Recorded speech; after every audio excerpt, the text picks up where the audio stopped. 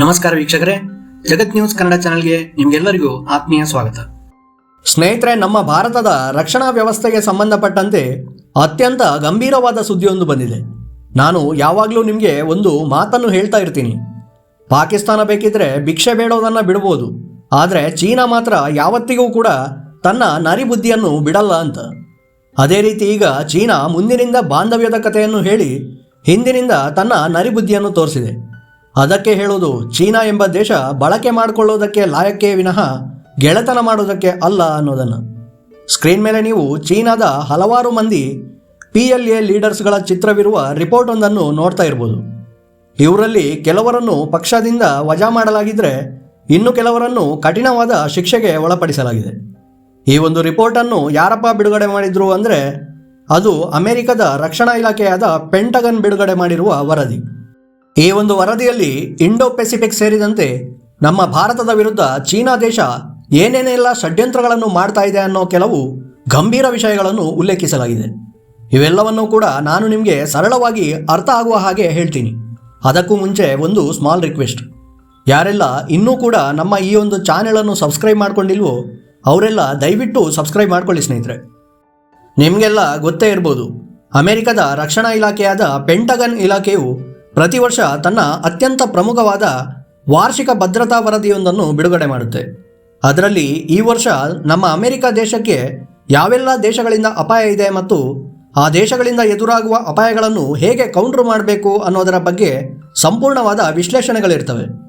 ಇನ್ನು ಅಮೆರಿಕದ ಬಗ್ಗೆ ನಿಮಗೂ ಗೊತ್ತಲ್ಲ, ನಮ್ಮ ಭಾರತದ ಹಾಗಲ್ಲ. ನಮ್ಮ ಭಾರತವಂತೂ ತನ್ನ ದೇಶದ 4 ಸುತ್ತಲೂ ನೆರೆ ರಾಷ್ಟ್ರಗಳ ರೂಪದಲ್ಲಿ 4 ವಿಷ ಸರ್ಪಗಳನ್ನು ಹಾಲೆರೆದು ಸಾಕಿಟ್ಟಿದೆ. ಆ ಹಾವುಗಳನ್ನು ನಾವು ಆಡಿಸುವ ಬದಲು ಅವುಗಳೇ ಆಗಾಗ ನಮ್ಮ ಮೇಲೆ ಕಚ್ಚೋದಕ್ಕೆ ಬರ್ತವೆ. ಅವುಗಳನ್ನೇ ಕಂಟ್ರೋಲ್ನಲ್ಲಿ ಇಟ್ಕೊಳ್ಳೋದಕ್ಕೆ ನಮ್ಮಿಂದ ಸಾಧ್ಯ ಆಗ್ತಾ ಇಲ್ಲ. ಆದರೆ ಅಮೆರಿಕ ಹಾಗಲ್ಲ. ಅವರಿಗೆ ತನ್ನ ದೇಶಕ್ಕಿಂತ ಜಗತ್ತಿನ ಬೇರೆ ದೇಶಗಳ ಮೇಲೆಯೇ ಇಂಟ್ರೆಸ್ಟ್ ಜಾಸ್ತಿ. ಹಾಗಾಗಿ ಅವರು ಇಡೀ ಜಗತ್ತನ್ನೇ ತನ್ನ ಕಂಟ್ರೋಲ್ನಲ್ಲಿ ಇಟ್ಕೊಳ್ಳೋದಕ್ಕೆ ಪ್ಲ್ಯಾನ್ ಮಾಡ್ತಾರೆ. ಇಡೀ ವರ್ಷ ನಮ್ಮ ದೇಶದ ಮೇಲೆ 50% ಟ್ಯಾಕ್ಸನ್ನು ಹಾಕಿ ತಮಾಷೆ ನೋಡ್ತಾರೆ. ಆದರೆ ಇಂಡೋ ಪೆಸಿಫಿಕ್ ಮತ್ತು ಚೈನಾ ಸಿ ವಿಷಯ ಬಂದಾಗ ಅಮೆರಿಕಕ್ಕೆ ನಮ್ಮ ಭಾರತದ ನೆನಪಾಗುತ್ತೆ. ಯಾಕಂದರೆ ಭಾರತದ ಸಹಾಯ ಇಲ್ಲದೆ ಇಂಡೋ ಪೆಸಿಫಿಕ್ ಸಾಗರದಲ್ಲಿ ಚೀನಾವನ್ನು ಕೌಂಟರ್ ಮಾಡೋದಕ್ಕೆ ಸಾಧ್ಯ ಇಲ್ಲ ಅನ್ನೋದು ಅವರಿಗೂ ಕೂಡ ಚೆನ್ನಾಗಿ ಗೊತ್ತು.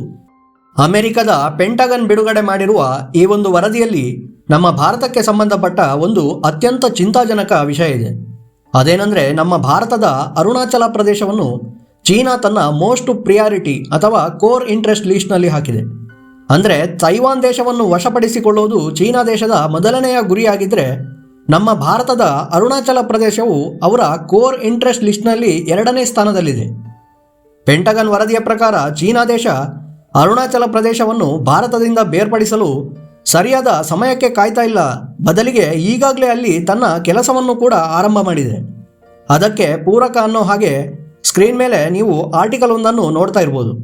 ಅರುಣಾಚಲ ಪ್ರದೇಶದ ಪೊಲೀಸರು ಬಿಡುಗಡೆ ಮಾಡಿರುವ ಈ ಒಂದು ವರದಿಯಲ್ಲಿ ಚೀನಾ ದೇಶಕ್ಕಾಗಿ ಅರುಣಾಚಲ ಪ್ರದೇಶದಲ್ಲಿ ಗೂಢಚರ್ಯೆ ನಡೆಸ್ತಾ ಇದ್ದ 3 ವ್ಯಕ್ತಿಗಳನ್ನು ಅಲ್ಲಿನ ಇಂಟೆಲಿಜೆನ್ಸ್ ಆಫೀಸರ್ಗಳು ಬಂಧನ ಮಾಡಿದ್ದಾರೆ. ಅಷ್ಟೇ ಅಲ್ಲದೆ ಪೆಂಟಗನ್ ವರದಿಯಲ್ಲಿ ಚೀನಾ ಭಾರತದ ಗಡಿಯ ಸುತ್ತಲೂ ಹಲವಾರು ಅಂಡರ್ ಗ್ರೌಂಡ್ ಸಿಲೋಸ್ಗಳನ್ನು ನಿರ್ಮಾಣ ಮಾಡಿದೆ. ಸಿಲೋಸ್ ಅಂದರೆ ಅಂಡರ್ ಗ್ರೌಂಡ್ ಮಿಸೈಲ್ ಲಾಂಚರ್ಗಳು. ಇವುಗಳು ಭೂಮಿಯ ಆಳದಲ್ಲಿ ಇರೋದ್ರಿಂದ ಯಾವುದೇ ರೀತಿಯ ಸರ್ವಿಲಾನ್ಸ್ ಸಿಸ್ಟಮ್ ಅಥವಾ ಸ್ಯಾಟಲೈಟ್ಗಳಿಂದ ಇವುಗಳನ್ನು ಪತ್ತೆ ಮಾಡೋದಕ್ಕೆ ಸಾಧ್ಯ ಆಗೋದಿಲ್ಲ. ಹಾಗಾಗಿ ಯುದ್ಧದಂತಹ ಸ್ಥಿತಿಯಲ್ಲಿ ಯಾವ್ಯಾವ ಸ್ಥಳಗಳಿಂದ ಮಿಸೈಲ್ಗಳು ಲಾಂಚ್ ಆಗ್ಬೋದು ಅನ್ನೋದರ ಪೂರ್ವ ಅನುಮಾನವನ್ನು ಕೂಡ ಮಾಡೋದಕ್ಕೆ ಸಾಧ್ಯ ಆಗೋದಿಲ್ಲ.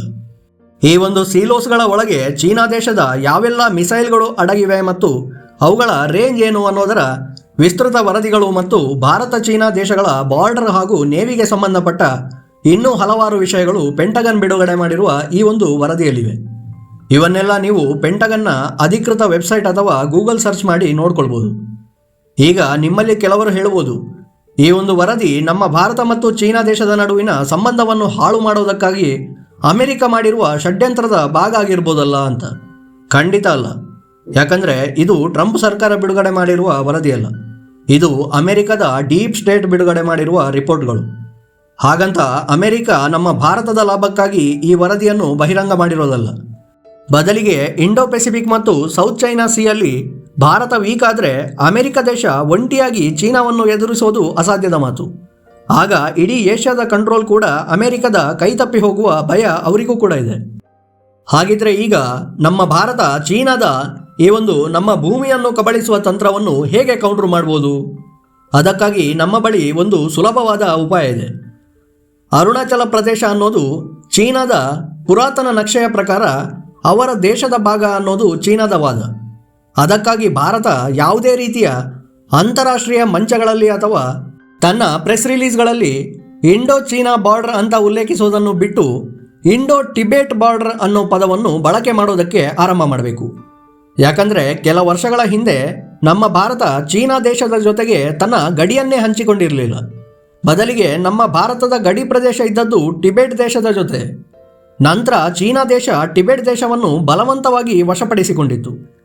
ಈಗಲೂ ಕೂಡ ಸ್ಥಳೀಯ ಟಿಬೆಟಿಯನ್ನರು ಚೀನಾ ದೇಶದಿಂದ ಸ್ವಾತಂತ್ರ್ಯಕ್ಕಾಗಿ ಹೋರಾಟವನ್ನು ಮಾಡ್ತಾನೇ ಇದ್ದಾರೆ.